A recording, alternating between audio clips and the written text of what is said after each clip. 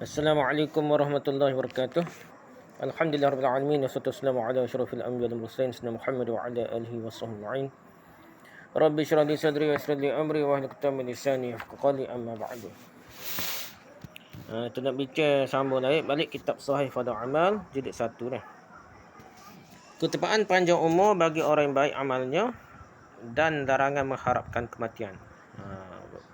Afdal lebih ada kelebihan, ada keutamaan umur panjang. Untuk siapa dia? Untuk orangnya amal baik amalnya, buat amal yang kebaikan kita banyaklah. Dan kita tidak boleh mengharapkan kematian dah. Secara umum tak boleh. Hadis ke-291 Muslim rahimahullah nombor 2002 meriwayatkan An Abi Hurairah an Rasulullah sallallahu alaihi wasallam fa dzakara ahaditsa minha wa qala Rasulullah sallallahu alaihi wasallam la yatamanna ahadukum al-mauta wa la yad'u bihi min qabli an ya'tiyahu innahu idza mata ahadukum in qata'a amaluhu wa innahu la yazidul mu'min umruhu illa khairan. Dari Abu Hurairah dari Rasulullah sallallahu alaihi wasallam, dan dia menyebutkan beberapa hadis. Di antaranya ada Rasulullah sallallahu alaihi wasallam bersabda, janganlah seorang dari kalian mengharapkan kematian dan jangan pula berdoa memohon kematian sebelum kedatangan kematian dah. Sungguh jika seorang dari kalian meninggal dunia, maka terputuslah amalnya. Dia mati tak boleh buat amal lah. Dan sungguhnya tidaklah umur seorang mukmin bertambah melainkan mendatang kebaikan. Hadis sahih. Orang mukmin dia akan bertambah amal kebaikan dia dah. Hadis rahmat atrah hadis yang sama, hadis rahmat jilid 2 muka 336 dan 350 dan jilid 3 muka 494. Hadis ke-292 Al-Bukhari rahimahullah nombor 5673 meriwayatkan an Abi Hurairah qala sami'tu Rasulullah sallallahu alaihi wasallam yaqulu la yadkhulu ahadan 'amaluhu al-jannata qalu wala anta ya Rasulullah qala wala ana illa an yataghammadani Allah bi fadlin wa rahmatin fasaddidu wa qaribu wa la yatamanna ahadukum al-maut imma muhsinan fala'allahu ay yazdada khairan wa imma musian fala'allahu ay yasta'tiba. Dari Abu Hurairah dia berkata, aku mendengar Rasulullah SAW bersabda, amal seseorang tidak akan memasukkannya ke syurga. Para sahabat bertanya, tidak juga engkau wahai Rasulullah? Beliau menjawab, tidak juga aku. Kecuali jika Allah melimpahkan kurnia dan rahmatnya kepadaku. Oleh kerana itu berbuat baiklah dan berdekatlah kepada Allah. Janganlah seseorang dari kalian mengharapkan kematian. Jika dia orang baik, semoga akan bertambah-tambah kebaikannya. Dan jika dia seorang yang buruk amalannya, semoga dia mendapat keteguran sehingga dia bertaubatlah. Hadis sahih, sehingga dia buat baik dah. Hadis An-Nasa'i jilid 4 muka 3, riwayat Ahmad jilid 2 muka 203, 309 dan 514. Dan Sunan Ad-Darimi jilid 2 muka 313. Hadis ini mensyaratkan bahawa makna larangan mengharapkan kematian dan berdoa memintanya adalah terputusnya amal dengan adanya kematian. Kerana kehidupan menyebabkan adanya amal dan amal menghasilkan bertambahnya pahala. Seandainya yang ada hanya keberlangsungan tauhid, maka itu merupakan amal yang paling utama. Kita amal gapo tauhid betul je. Jadi setiap amal hati dia berterusan lah. Akidah ni betul, tauhid betul, dia akan berterusan boleh pahala.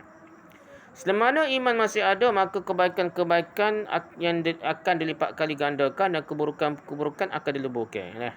Kalau akidah betul, tidak syirik, tidak khurafat ke apa, dia akan jadi amalan kebaikan bertambah-tambah lipat dah. Buat sikit pahala besar dah. Tapi kalau lah dia khurafat syirik ada, hak besar banyak amalan pun jadi kecil, tebu dah. Jadi keburukan, dan kalau buat salah dosa pun, kalau orang ada tauhid yang kuat, iman yang kuat, dia akan mudah diampunkan oleh Allah SWT, mudah bertaubat dah. Ini adalah satu pendapat dari sekian banyak pendapat. Lihat Fathul Bari jilid 10 muka 103 kebenaran syarah Sahih Bukhari dah. Sebagai dalil bahawa pendek usia boleh jadi lebih baik bagi seorang mukmin adalah hadis Anas yang terdapat dalam Bukhari. Hadis nombor 5,571 yang di dalamnya tertulis, dan wafatkanlah aku jika kematian itu lebih baik bagiku. Hak ni adalah satu riwayat. Hak lain tu semua tak boleh doa kecuali hak ni ada dah. Jika dah wafatkanlah aku jika kematian itu lebih baik bagiku, doa lalu ni tak sabar sangat, sakit sangat pun hak tu paling terik ni, paling maksimum boleh minta dah. Dan hadis ini tidak bertentangan dengan hadis Abu Hurairah, sesungguhnya seorang mukmin tidaklah bertambah umurnya melainkan kebaikan. Tidak bertentangan, kata dia. Salin zahir nampak bertentangan tapi tidak sebenarnya dah. Jika hadis Abu Hurairah difahami sebagai sesuatu yang umum dan sebagai lawan dari yang jarang terjadi. Jadi jagalah orang mukmin ni bertambah umur. Ya akan jadi sesak, kafir sesak, tapi kalau dia takut jadi fitnah agamanya, dajjal ke atau fitnah sesak. Ulama jahat tipu dia, sesatkan dia, Syiah ke apa, takut fitnah tersebut dia mati awal. Jaga terjadi, bolehlah doa gitu lah. Artinya jika dia seorang yang buruk amalnya, semoga dia mendapat keteguran adalah dia menarik diri dari hal-hal yang menyebabkan dia tegur, iaitu melakukan perbuatan buruk. Sehingga Allah tegur ke ujian ke apa, sehingga dia tidak meneruskan perkara buruk tersebut dan beramal kebaikan lepas tu dah. Hadis ke-293 At-Tirmizi rahimahullah nombor 2330 meriwayatkan. An Abi Bakrah anna rajulan qala ya Rasulullah ayyun nasi khairun qala man tala umuruhu wa husnu amaluhu qala fa ayyun nasi syarrun qala man tala umuruhu wa sa'a amaluhu. Dari Abu Bakrah radhiyallahu bahawa ada seorang lelaki bertanya, wahai Rasulullah, siapakah manusia yang paling baik? Bila menjawab, orang yang panjang umurnya dan baik amalnya. Orang itu kembali bertanya lagi, siapakah manusia yang paling buruk? Bila menjawab, orang yang panjang umurnya dan buruk amalannya. Sahih di ghairih. Hadis Ahmad jilid 5 muka 40, 44, 47 hingga 60. Ad-Darimi dalam Riqaq muka 30. At-Talisi 804 dengan tahqiq penulis. Ali bin Zaid adalah ibnu Ja'da'an, perawi yang dhaif. Akan tetapi hadis ini memiliki satu hadis penguat. Ini syahid dari Jalal Al-Hasan dari Abu Bakrah. Dan juga hadis penguat dari hadis Abdullah bin Bishr yang terdapat pada At-Tirmizi 2309. Dan Al-Baqi di 3 muka 371. Yang sanadnya hasan lah. Namun untuk bahagian pertama dari hadis ini saja, demikian pula terdapat pada Al-Baqi dari hadis Jabir dan lainnya. Jadi habis itu dah. Seterusnya keutamaan, fadail, kelebihan, kematian seseorang mukmin daripada terjerumus dalam fitnah. Lebih baik matilah daripada terjerumus dalam fitnah. Rosak akidah, perai sesama muslim, bunuh sesama muslim dah. Hadis ke-294 Imam Ahmad rahimahullah jilid 5 muka 47 meriwayatkan. An Mahmud bin Labid anna an-nabiy sallallahu alaihi wasallam qala isnatan yakrahuhuma ibnu Adam al-maut wal mautu khairul lil mu'min min al-fitnati wa yakrahu qillatul mal wa qillatul mal aqallu lil hisab. Dari Mahmud bin Labid, Nabi sallallahu alaihi wasallam bersabda, ada dua perkara yang dibenci oleh manusia, iaitu kematian, dan kematian itu sebenarnya lebih baik bagi seseorang mukmin daripada terjerumus dalam fitnah ujian, penceroboh, akidah rosak agama lah. Dan dia membenci kekurangan harta, namun kekurangan harta sebenarnya akan lebih mengurangi hisab perhitungan amalan di akhir esok kan. Disebut dalam hadis lain dari Mahmud bin Labid bahawa Nabi SAW bersabda sama seperti hadis di atasnya. Hadisnya sahih. Hadis Ahmad jilid 5 muka 428. Hadis ni riwayat Ahmad. Penulis berkata Abdul Aziz bin Muhammad ada perawi yang hasan hadisnya. Akan tapi hadis ini diperkuatkan, disokong, dimutabaahkan sehingga hadisnya menjadi sahih dan tidak berpengaruh. Mahmud bin Labid adalah sahabat kecil kerana kebanyakan riwayatnya berasal dari sahabat senior. Jadi dia sahabat tapi sahabat kecil. Dia tak ada pun dengan hadis tu, cuma dia dengar daripada sahabat senior, kibarus sahabat. Dia sigarus sahabat dia. Jadi kibarus sahabat, sigarus sahabat dengan daripada kibarus sahabat, dia tak sebut nama sahabat pun. Dia tetap diterima mengikut ahli sunnah jamaah kullu sahabah kulluhum uduna. Setiap sahabat tu dikira adil. Tu akidah ahli sunnah jamaah ni. Jadi seperti disebutkan dalam Taqribut Tahzib dan Marasil hadis-hadis mursal, sahabat adalah sahih, mursal sahabat ni sahih, kecuali Syiah marah benar dah. Mursal sahabat sahih seperti telah dimaklumi dan hal ini telah dijelaskan. Okey, keutamaan wasiat. Wasiat utama dah. Allah SWT firman, kutiba alaikum idza hadara ahadakum al-maut in taraka khairan wasiyatul walidaini wal aqrabin bil ma'ruf haqqan 'alal muttaqin. Diwajibkan atas kamu apabila seseorang di antara kamu kedatangan tanda-tanda maut, jika ia meninggalkan harta yang banyak, berwasiatlah untuk ibu bapa dan kaum karib kerabatnya, anak beranak dia secara ma'ruf. Secara itulah tidak timbul kekecahan balah, deki apa dah. Ini adalah kewajipan atas orang-orang yang bertakwa. Surah Al-Baqarah ayat 150. Min ba'di wasiyyati yusa biha aw dainin ghairu mudar wasiyatan min Allah wallahu alimun halim. Sesudah dipenuhi wasiat yang dibuat olehnya atau sesudah dibayar hutangnya dengan tidak memberi mudarat kepada ahli waris yang lainlah. Allah menetapkan demikian itu sebagai syariat yang benar-benar dari Allah. Dan Allah Maha mengetahui lagi Maha penyantun. Surah An-Nisa ayat ke-12. Jadi molek wasiat, cumanya ada kata lah faraid pun faraid suku dia, wasiat ni suku. Wasiat ni 1/3 maksimum lah tu lah. Beri wasiat ke orang lain ke apa ni. Kalau wasiat awal-awal tulis awal-awal. Lepas tu wasiat pun dah ada perbincangan. Ada kata batas hadis ni mansuh lagi apa. Ayat Quran ni mansuh dan dimansuhkan ke apa tidak lah. Sebenarnya boleh guna lagi ayat ni. Bahkan ada Maulana mana tu masuk Islam, mak dia masih Hindu lagi lah, kafir lagi.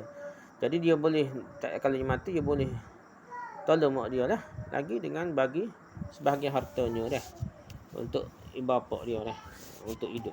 Jadi gitulah. Tidak putus teguh dah. Okey, hadis ke Muslim, hadis ke-295 Muslim rahimahullah nombor 1027 dan nombor 4 lah meriwayatkan an Abdullah bin Umar annahu sami'a Rasulullah sallallahu alaihi wasallam qala ma haqqu imri'in muslimin lahu syai'un yusi fihi yabitu thalatha layalin illa wa wasiyatuhu 'indahu maktubah. Dari Abdullah bin Umar radhiyallahu anhuma dia mendengar Rasulullah sallallahu alaihi wasallam bersabda, tidaklah hak seorang muslim yang padanya terdapat suatu wasiat dan dia bermalam selama 3 malam tanpa ditulis wasiat lah, melainkan wasiat yang ada padanya menjadi wajib lah. Ya, kalau ada wasiat nak fikir, nak niat gapo, nak beri siapa-siapa, dia wajib tulis dah 3 hari dah. Abdullah bin Umar radhiyallahu anhu berkata, tidaklah satu malam berlalu atasku sejak aku mendengar Rasulullah SAW bersabda demikian, melainkan di sisiku sudah ada wasiatku. Awal-awal bubuh wasiat, nak sedekah tanah ke gapo, nak buat wakaf pun 1/3 lah maksimum dah. Ayat kena tulis awal-awal dah. Hadis sahih. Hadis ni riwayat Muslim lah. Atraf hadis yang sama juga diriwayatkan oleh Bukhari ataupun lafaz hampir sama. Maknanya sama dah. Hadis riwayat Bukhari 2738, Abu Daud 2862, At-Tirmizi 2119 dan 974, An-Nasa'i jilid 6 muka 238, Ibn Majah 2699, Ahmad jilid 2 muka 67 80 113 dan 107, At-Tayalisi 1841 dan lainnya. Para ulama berbeza pendapat apakah wasiat itu wajib atau sunnah, sedangkan Rasulullah SAW tidak berwasiat melainkan dengan kitabullah. Sebagaimana disebutkan dalam hadis Bukhari 2740. Ibnu Abdul Bar menisbatkan pendapat yang menyatakan tidak wajib kepada ijma' ulama, kecuali orang yang menyangkal dan menyanggahnya. Jadi Ibnu Abdul Bar kata tak wajib wasiat ni dah. Tapi ada yang canggah lah dah. Tidak jadi tidak ijma' dah. Dia berpendapat bahawa wasiat itu tidak wajib, menjawab dengan sabda beliau, tidaklah hak seorang muslim bahawa yang dimaksudkan adalah memantapkan dan kehati-hatian saja, tidak wajib. Kerana boleh jadi sahaja kematian datang secara mendadak sedangkan dia tidak menyampaikan wasiatnya dan niat lah. Wasiat niat nak bagi ke siapa sebelum mati. Jadi dia sepatutnya kena ready awal-awal lah sebelum mati dah. Tulis awal-awal dah. Allah ni kat guna peguai lah sampai dulu. Nak tulis gitulah dah. Tulis kertas gapo rekod ayat kat cucu ni wasiat. Lepas tu ada sign tanda tangan ke gapo lah ni. Dan ni ada peguai lah bawa ke peguai dah. Sebabnya seorang mukmin tidak lalai dari mengingati kematian dan bersiap-siap menyambutnya. Fathul Bari Syarah Sahih Bukhari jilid 5 muka 42. Keutamaan mencintai pertemuan dengan Allah terutama saat sakaratul maut. Ada kelebihan cinta nak jumpa dengan Allah. Hadis ke-209 Bukhari rahimahullah dalam Sahih Bukhari nombor 1507 meriwayatkan An Ubadah bin Samit 'an Nabi sallallahu alaihi wasallam qala man ahabba liqa' Allah ahabba Allah liqa'ahu wa man kariha liqa' Allah kariha Allah liqa'ahu. Qalat Aisyah aw ba'du azwajihi inna la nakrahu al-mauta qala laysa dhaki walakin al-mu'min idza hadarahu al-mautu bushra bi ridwanillahi wa karamatihi falaysa syai'un ahabba ilaihi mimma amamahu fa ahabba liqa' Allah wa ahabba Allah liqa'ahu. فإن الكافر إذا حضر بشر بعذاب الله وعقوبته فليس شيء أكره إليه مما أمامه كره لقاء الله وكره الله لقاءه. Dari Ubadah bin Samit dari Nabi SAW bila bersabda, barang siapa yang mencintai pertemuan dengan Allah, maka Allah mencintai pertemuan dengannya. Barang siapa yang membenci pertemuan dengan Allah, maka Allah membenci pertemuan dengannya. Aisyah atau sebagai isteri beliau berkata, sesungguhnya kami pasti membenci kematian. Siapa dia dah tak benci ni? Bencilah takut mati ni dah. Beliau bersabda, tidaklah demikian, akan tapi ketika kematian mendatangi seorang mukmin, maka dia diberikan khabar gembira berupa keredaan dan kemuliaan dari Allah. Yang nampak ni masuk syurga apa kebaya dah. Tidak ada lagi sesuatu yang lebih dia cintai daripada apa yang ada di hadapannya. Nampak syurga apa, nak pergi matilah. Maka dia mencintai pertemuan dengan Allah dan Allah mencintai pertemuan dengannya. Dan ketika kematian mendatangi seorang kafir, dia akan dikhabari dengan azab, diberitahu dia masuk neraka lah, dan siksaan Allah. Tidak ada sesuatu yang paling dibencinya daripada apa yang ada di hadapannya, maka dia membenci pertemuan dengan Allah dan Allah pun membenci pertemuan dengannya. Hadis ini diringkaskan oleh Abu Daud dan Amr bin Syu'bah dan Sa'id berkata dari Qatadah, dari Zarah, dari Sa'id, dari Aisyah, dari Nabi SAW. Hadis sahih. Hadis ini riwayat Al-Bukhari, hadis kuat lah. Atraf hadis ni hadis yang sama, hadis Muslim 2633, At-Tirmizi 1066, An-Nasai jilid 4 muka surat 10, Ahmad jilid 5 muka surat 316 dan 331, Ad-Darimi jilid 2 muka surat 312 dan At-Tayalisi jilid 574 dengan tahqiq penulis. Al-Hafiz Ibn Hajar berkata dalam Fathul Bari Syarah Sahih Bukhari jilid 11 muka surat 366. Inilah tambahannya, iaitu dan Aisyah berkata seakan-akan Muslim membuang tambahan dengan sengaja, dan nampak macam dia buatlah. Kerana riwayat mursal melalui jalur ini dan dia merasa cukup dengan mendatangkan riwayatnya secara bersambung dari jalur Sa'id bin Abi Urubah satu. Ini perbahasa. Ini musanad hadis lah. Okay, hadis ke-297, Muslim rahimahullah nombor 2654 meriwayatkan, An Aisyah qalat qala Rasulullah sallallahu alaihi wasallam, man ahabba liqa Allah ahabba Allah liqa'ahu. Wa man kariha liqa Allah kariha Allah liqa'ahu. Faqultu ya Nabi Allah, akarahiyatul mauti fakulluna nakrahul mauta.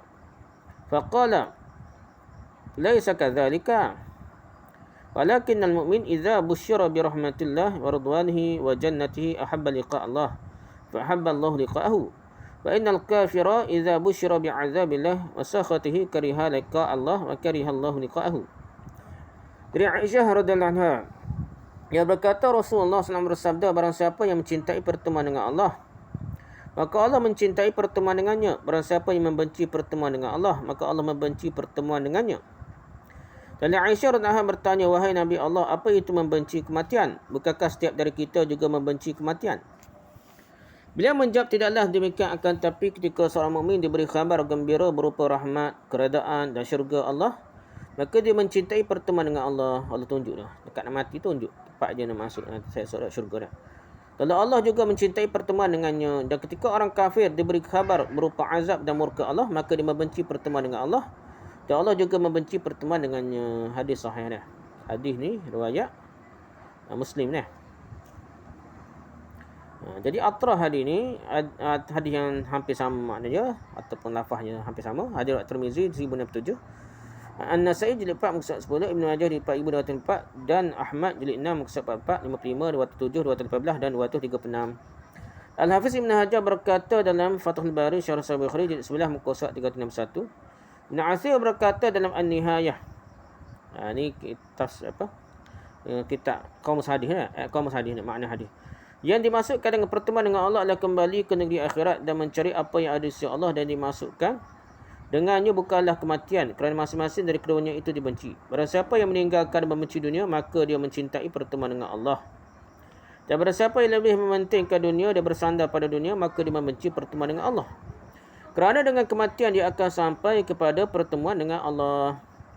Okay, hadis ke-298 pula Al-Bukhari rahimahullah nombor 7504 meriwayatkan, An Abi Hurairah anna Rasulullah SAW qala Allah idza ahabba 'abdi liqa'i ahbabtu liqa'ahu wa idza kariha liqa'i karihtu liqa'ahu. Dari Abu Hurairah Rasulullah SAW bersabda, Allah SWT firman, jika hamba-Ku mencintai pertemuan denganku, maka aku mencintai pertemuan dengannya. Dan jika dia membenci pertemuan denganku, maka aku membenci pertemuan dengannya. Hadis riwayat Muslim, atrah hadis yang sama. Hadis Muslim 2235, An-Nasai jilid 4 muka surat 10, Malik dan Al-Muwatta jilid 1 muka surat 240 dan Ahmad jilid 2 muka surat 313, 346 dan 420. Hadis Bukhari ni kuat dah. Okey. Keutamaan mengharap berbaik sangka kepada Allah ketika kematian. Hadis ke-299. Muslim rahimahullah nombor 2807 meriwayatkan, An Jabir qala sami'tu an-nabiy sallallahu alaihi wasallam qabla wafatihi bi thalathin yaqulu la yamutanna ahadukum illa wa huwa yuhsinu billahi dhanna. Dari Jabir dia berkata, aku mendengar Nabi SAW bersabda 3 hari sebelum beliau wafat. Janganlah seseorang dari kalian meninggal dunia kecuali dalam keadaan dia berbaik-baik sangka, bersangka baik dengan kepada Allah. Dalam satu riwayat dari jalur Abu Az-Zubair dari Jabir disebutkan melainkan dia dalam keadaan berbaik sangka kepada Allah SWT. Dia sahih. Dekat nak mati kena sangka baik pada Allah. Allah ni Maha Pengampun . Di riwayat Abu Daud 3113, Ibn Majah 4167, Ahmad jilid 3 musyaf 293 dan 330. Al-Bahaqi jilid 3 musyaf 378 atau Yasi 1779 dan semuanya dari hadis Jabir. Hadis nombor 300 dan ke-300. Ibn Hibban rahimahullah dalam kitabnya Al-Mawarid nombor 2394 meriwayatkan. An Abi Hurairah an Rasulullah sallallahu alaihi wasallam anna Allah Ta'ala yaqulu ana 'inda dhanni 'abdi bi in dhanna khairan falahu wa in dhanna syarran falahu. Dari Abu Hurairah dari Rasulullah sallallahu alaihi wasallam beliau bersabda, sesungguhnya Allah SWT berfirman, aku menurut sangkaan hamba-Ku terhadapku. Jika dia berprasangka baik, dia akan mendapatkannya. Dan jika dia berprasangka buruk, maka dia akan mendapatkannya juga. Hadis sahih. Hadis ini riwayat Ibn Hibban. Penulis berkata sebagai hadis ini terdapat dan as-sahih.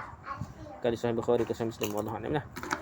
Hadis riwayat Ahmad jilid 2 musyaf 301 atau hadis lah. Dan dalam sanad terdapat Ibnu Lahiyah. Akan tetapi hadis ini memiliki beberapa hadis penguat yang lain lah.